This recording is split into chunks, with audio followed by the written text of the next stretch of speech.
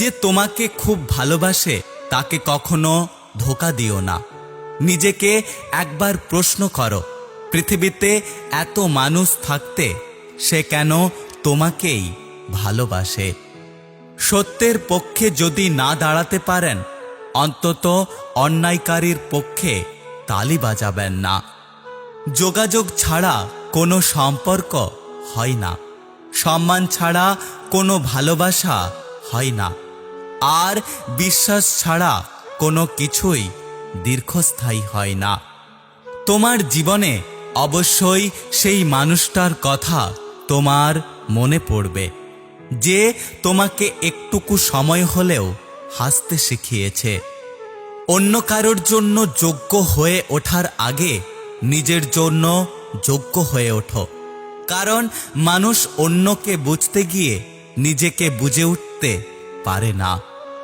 যে মন একবার ভেঙে গেছে, হাজার জোড়া দিলেও তা আর কখনোই ঠিকমতো জোড়া লাগে না।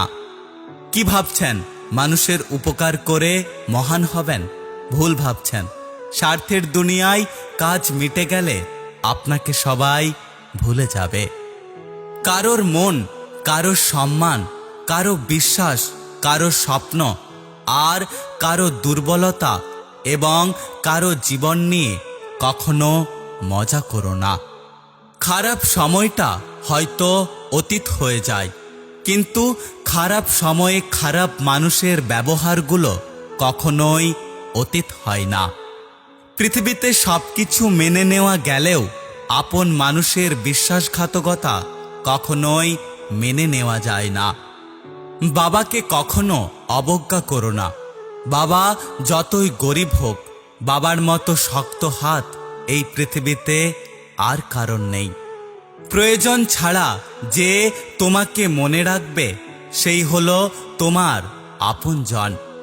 আপনি কতটা শিক্ষিত সেটা গুরুত্বপূর্ণ নয়, আপনার চরিত্র কতটা উন্নত সেটাই হলো গুরুত্বপূর্ণ।